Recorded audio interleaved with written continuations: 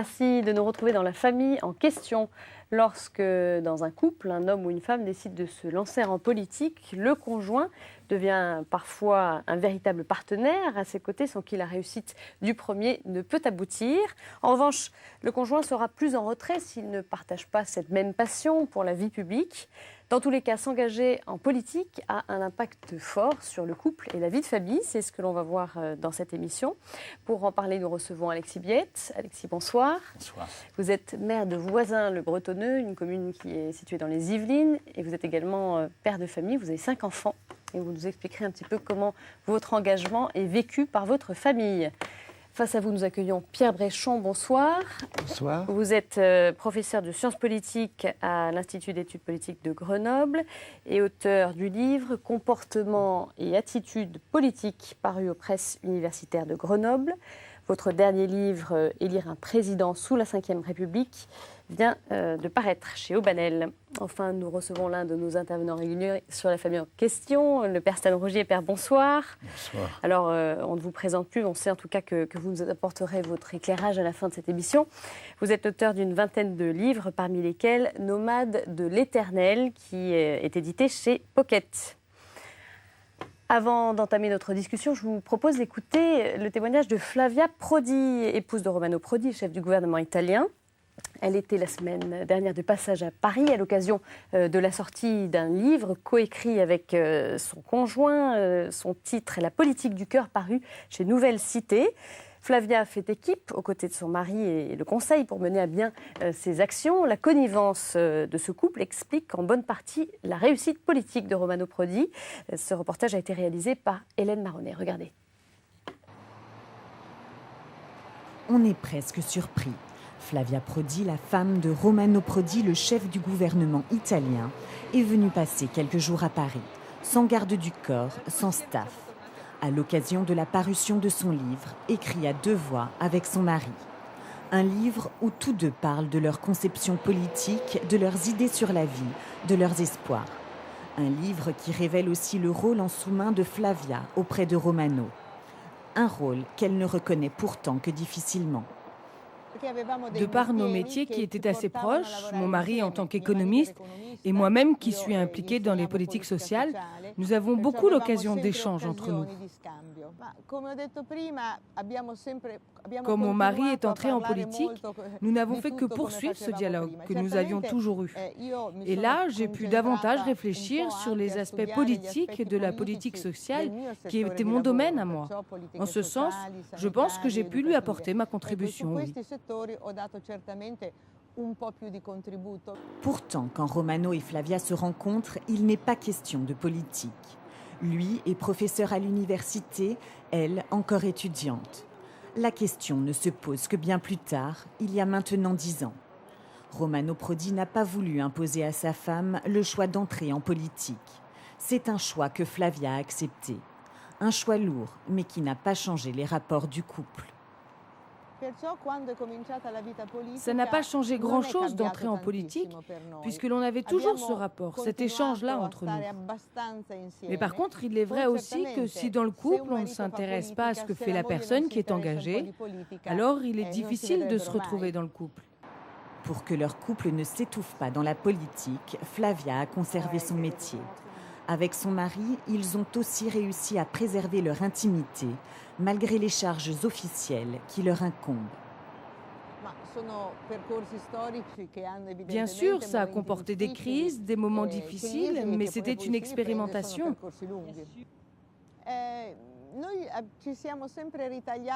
On s'est toujours réservé des espaces pour nous deux, tout seuls.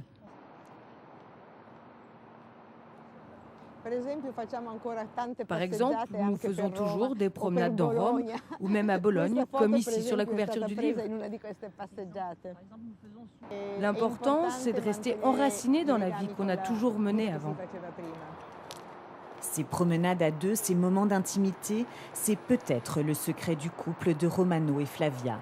Savoir échanger, partager, se soutenir. Et si Flavia est moins soumise aux pressions médiatiques que son mari, si elle se veut plus discrète, on sent que derrière Romano Prodi, l'homme politique, il y a sa femme. Alexis Biette, bonsoir. Bonsoir. Je le disais en début d'émission, vous êtes maire de Voisins-le-Bretonneux dans les Yvelines, père de 4 enfants et non de 5, pardonnez-moi. Alors, est-ce que vous vous retrouvez un petit peu dans ce témoignage de Flavia Prodi sur la dimension d'écoute, d'échange au sein du couple et surtout de maintenir des espaces privés pour ne pas mettre en péril sa vie de famille? Oui, tout à fait, parce que je crois qu'on est vite aspiré par cette fonction, ces obligations, ce service qui peut vous prendre vraiment complètement. Et je crois qu'il faut vraiment se réserver des créneaux pour pouvoir préserver ces moments-là d'intimité, ces moments à deux.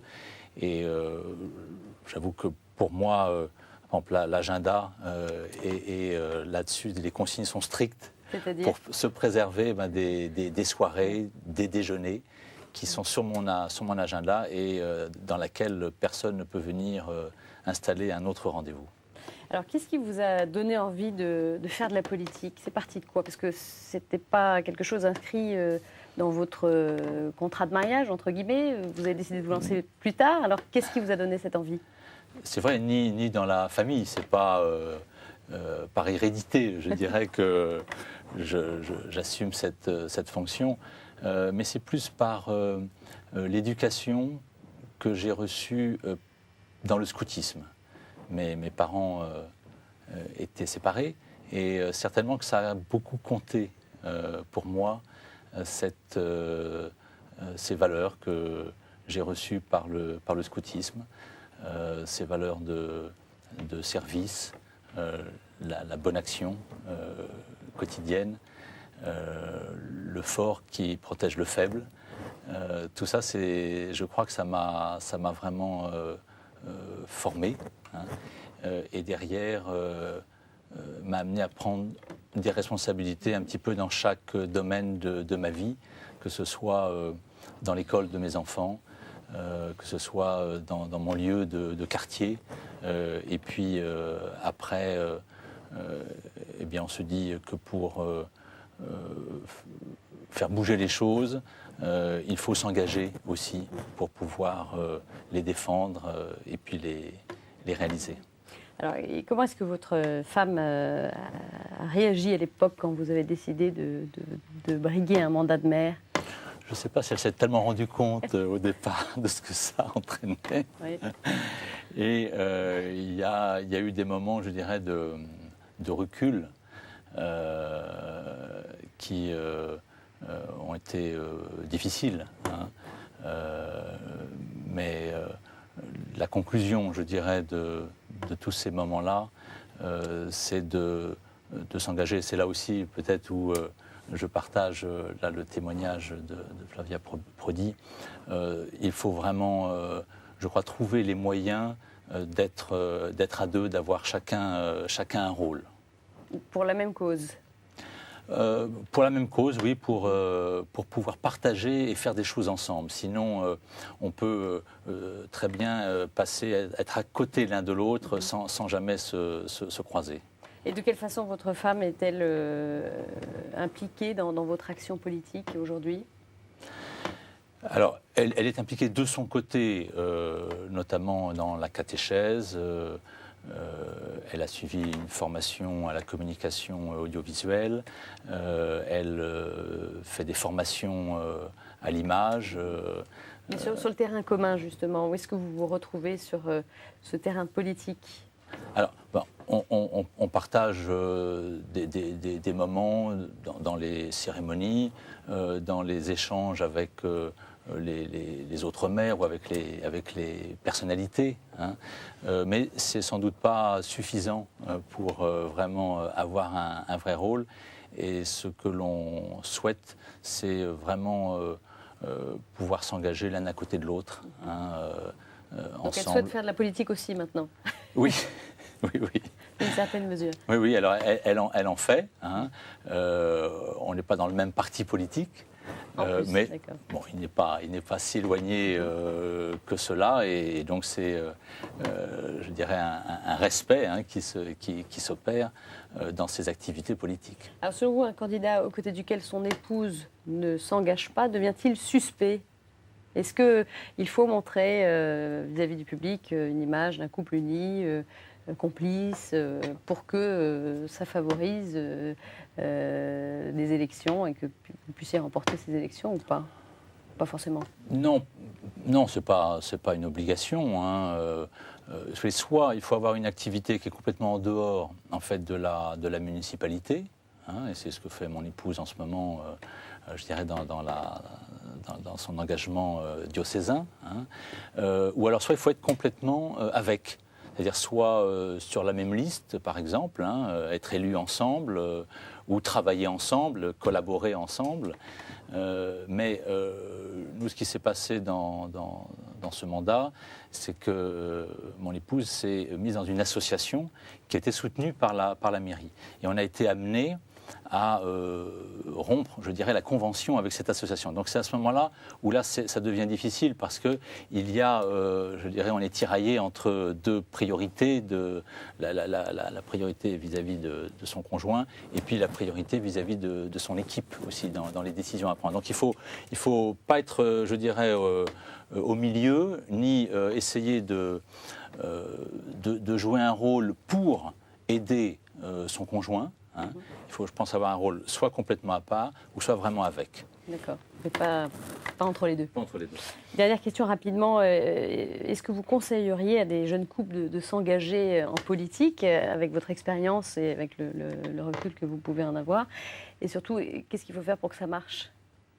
Bien sûr que je conseillerais aux jeunes de façon, je dirais, plus générale, de s'engager en politique. La politique est quelque chose de noble. C'est un service que l'on rend. Et en plus, je crois qu'on essaye de sortir des intérêts particuliers individualistes pour avoir un intérêt beaucoup plus général. Et donc c'est en cela que c'est quelque chose, à mon avis, de noble et de passionnant.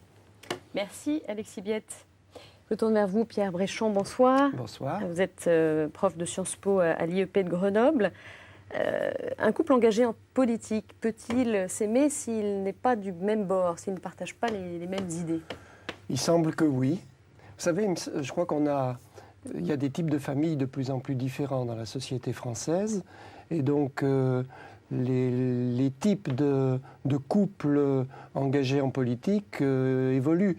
Au fond, d'une certaine manière, traditionnellement, il faut se méfier des stéréotypes, mais on peut dire que quand même, très souvent, l'engagé en politique, c'était l'homme, et l'engagement étant très prenant, la femme s'occupait des tâches familiales, on va dire. C'est plus le cas aujourd'hui. Alors aujourd'hui, cette répartition donc, bouge, et un certain nombre de femmes veulent être engagées en politique.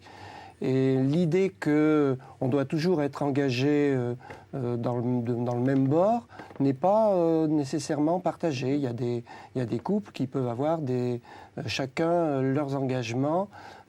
Il faut dire aussi qu'on est de plus en plus dans des familles qu'on peut appeler clubs, ou un peu associations, où le couple se construit autour d'un certain nombre de choses qui mutualisent et d'un certain nombre de choses qui restent en dehors de la vie du couple. Et donc, on peut décider de mutualiser l'engagement politique ou on peut au contraire décider de les laisser à l'extérieur.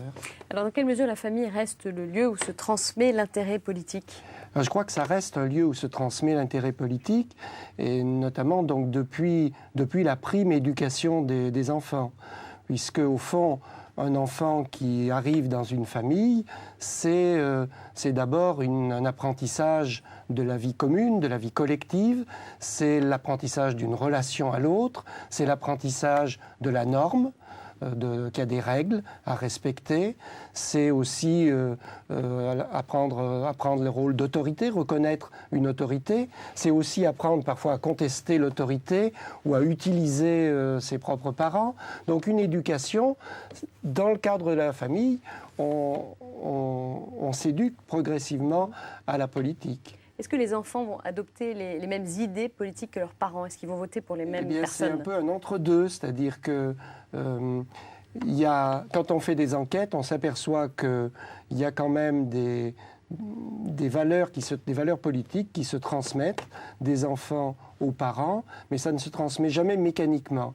Donc c'est-à-dire que on peut montrer qu'on reprend certains éléments des valeurs familiales, des valeurs parentales, on en rejette d'autres. Donc sur certains aspects, on va suivre, sur d'autres, on va se décaler.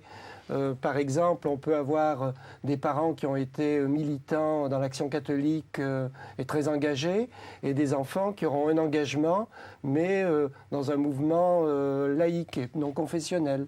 Donc on voit bien qu'il y a une transmission de l'idée d'engagement, mais pas forcément sur les mêmes segments. Et est-ce que les chrétiens s'engagent en politique de façon identifiée? Est-ce qu'il y a une spécificité de l'engagement chrétien? Oui, on peut dire un certain nombre de choses, oui, sur... d'abord, si on regarde la masse des chrétiens, il n'est pas sûr qu'ils aiment beaucoup la politique et que ça les porte beaucoup à s'engager. Mais cela dit, c'est vrai aussi, c'est aussi vrai pour l'ensemble de la population. Si on regarde en termes d'orientation politique, quand on regarde au niveau du vote, on sait que plus on est intégré au catholicisme et notamment plus on assiste aux offices religieux, plus de fait on vote à droite. Donc ça c'est une relation qui est bien montrée depuis 40 ou 50 ans et qui subsiste assez fortement. Et en termes d'engagement? Voilà, en termes d'engagement plus précis, ce qu'on peut dire c'est que au fond, l'engagement s'est beaucoup diversifié au fil des décennies, on va dire. Il y a une date importante pour la France qui est 1972, où les évêques français délibèrent, et il y a un texte qui est produit qui s'appelle « Pour une pratique chrétienne », oui c'est ça? Oui, j'ai un doute sur le titre tout d'un coup, pour une pratique chrétienne de la politique. Donc c'était le père Gabriel Matagrin qui avait donc été le porteur de ce texte. Et dans ce texte, au fond, il est clairement affirmé le pluralisme politique des chrétiens, la légitimité de ce pluralisme politique, avec une limite qui est les valeurs de l'Évangile. Et donc, pour le dire de manière un peu caricaturale, les extrêmes politiques, dans la mesure où ils ne sont pas conformes aux valeurs évangéliques, ne sont pas, je dirais, un engagement reconnu ou bien perçu par l'Église catholique. Une question sur l'engagement des jeunes, ou couple ou non. Est-ce que les jeunes aujourd'hui font du militantisme et adhèrent à des partis, ou est-ce que ça évolue ça, sur ce terrain-là également? Est-ce qu'il y a Disons que le d'autres formes d'engagement militantisme proprement partisan est assez difficile. Le renouvellement des générations d'adhérents et de militants dans l'ensemble des partis politiques français est assez difficile.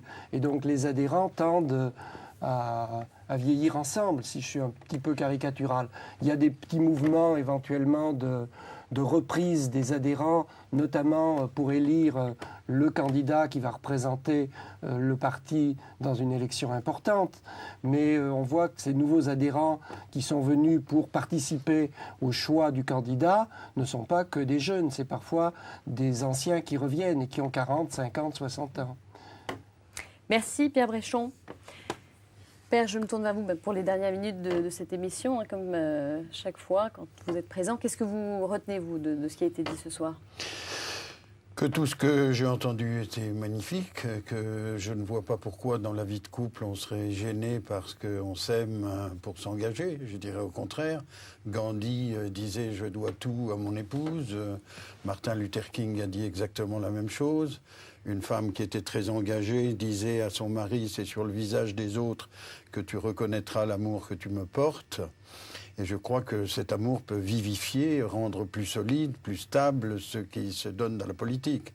Alors la spécificité du chrétien dans la politique, moi je la trouve pas mal dans l'œuvre d'Antoine de Saint-Exupéry, qui a beaucoup d'images dans Citadelle, où il dit par exemple que pour tenir un mât droit, il faut qu'il y ait des cordes qui soient dans un sens et dans l'autre. Donc il faut qu'il y ait des forces antagonistes, mais qu'on ne se déteste pas de coups bas, du respect de celui qui ne pense pas tout à fait comme soi. Ça me paraît chrétien. Si on dévie de ça, on tombe dans quelque chose qui est médiocre, qui qui est laid et qui décourage des jeunes de la politique. Beaucoup de jeunes se désintéressent complètement de la politique et vont plutôt vers des ONG, vers des valeurs de service, parce que justement, ils ne voient dans la politique que des espèces de petits combats de chefs qui les énervent, quoi. Où ils disent... Et vous contestez ça, les combats de chefs, Alexis Biette? Est-ce que la politique, c'est que ça? Non, ce n'est pas que ça, mais c'est vrai que c'est assez individualiste pour ça aussi. Hein. Il y a quand même toujours une part d'individualisme et de quête d'une forme de pouvoir. Tout à fait, une forme de pouvoir et qui n'est pas... On n'y échappe pas. On n'y échappe pas et qui n'est pas en France très bien géré parce qu'il y a ce cumul des mandats qui empêche vraiment une ouverture, je dirais une concurrence un peu loyale entre les candidats. On parlait tout à l'heure de document épiscopal. Moi, j'ai beaucoup aimé le document épiscopal des évêques du Chili en 71 et qui disait qu'une société devait se transformer à partir des plus pauvres parce que c'est eux qui savaient quel changement était nécessaire pour une société. Ça me paraît très chrétien. Ce document est une pure merveille. Et d'autre part, moi je trouve qu'une référence importante aussi, c'est l'abbé Pierre, qui répétait sans arrêt qu'il fallait être attentif aux plus souffrants et que c'était à partir de là que les changements pouvaient s'opérer. Ça aussi, c'est chrétien. Donc être chrétien, ça veut dire vraiment s'engager, là. Ah, tout à fait, c'est impossible. Être homme, c'est être responsable, disait Saint-Exupéry. Donc chacun est responsable de tous, ça aussi c'est une phrase de lui. Et je crois que si on ne s'engage pas, ça veut dire ça m'est égal, après moi le déluge, faites ce que vous voudrez, la société que vous nous faites, je m'en désintéresse. C'est pas possible. Ce qui est embêtant, c'est que la formation, je crois, des hommes politiques, je suis à côté d'un prof d'économie, de politique, je crois que on n'a pas dû très bien faire parce que le souci, par exemple, de l'écologie, on semble voir apparaître ça maintenant, alors que ça fait des décennies qu'on aurait dû s'en préoccuper. Je ne piche pas très bien quels étaient les cours dans ce domaine-là il y a 30 ans, quoi. Mais enfin, peut-être... Il n'y a pas de formation, en fait, pour les hommes politiques. Non. C'est le fait qu'il n'y a pas, justement... la citoyenneté. Oui, actuellement, comme c'est considéré comme un sacerdoce, je dirais, du bénévolat, il n'y a pas vraiment de carrière et de formation. Est-ce qu'on fait venir des types comme Nicolas Hulot pour parler à des élèves? C'est ça ma question. Ah oui. Ça, c'est les programmes... de l'éducation nationale, effectivement, on devrait. Parce que dans l'éducation nationale, moi j'ai très peur, en tout cas en France, que toute la partie spirituelle soit niée. Je me rappelle cette prof du lycée Condorcet qui a été virée parce qu'elle faisait faire 5 minutes de yoga à ses élèves pour qu'ils soient plus attentifs. Et le recteur d'académie a dit « Nous ne supporterons pas ces méthodes religieuses et fascistes ». Admirer la liaison entre religieux et fascistes. Merci beaucoup, Père. De rien. Un dernier mot, alors sur une note plus légère, c'est l'ouvrage Neuilly, Auteuil-Poitou de Thibault Langsade, Julien Pagesi et Alex Wilson, qui raconte l'histoire d'amour entre un homme et une femme qu'a priori tout oppose, lui votant pour Ségaud et elle pour Sarko. Apparemment, ça peut fonctionner. Ce livre vient de sortir chez Éditea. Et puis, un contact pour des associations, si vous souhaitez, si vous vous intéressez à ces questions d'engagement politique, si vous souhaitez en savoir plus. L'Alliance avec les chrétiens en politique, qui œuvre pour le rapprochement entre les élus et les citoyens. L'ACEP propose des rencontres à l'Assemblée, au Sénat par exemple. Vous pouvez retrouver toutes les informations sur le site de l'ACEP, www.acep.asso.fr. La politique, une bonne nouvelle, autre association qui a pour but d'éveiller le désir en politique et le goût de s'y investir. Elle organise notamment une université d'été. Pour tout savoir, regardez son site à l'adresse www.politiquebonnenouvelle.org. Enfin, un appel à un témoin avant de nous quitter. Pour une prochaine émission, nous recherchons le témoignage de seniors actifs qui, arrivés à l'âge de la retraite, ont entamé une nouvelle vie en se lançant notamment dans le bénévolat. Si le projet vous intéresse ou si vous souhaitez en savoir plus, appelez-moi au 01 73 02 22 09. Voilà, c'est la fin de cette émission. Merci à tous les trois d'être venus ce soir. Et puis, à très bientôt pour un nouveau rendez-vous de la famille en question. Au revoir.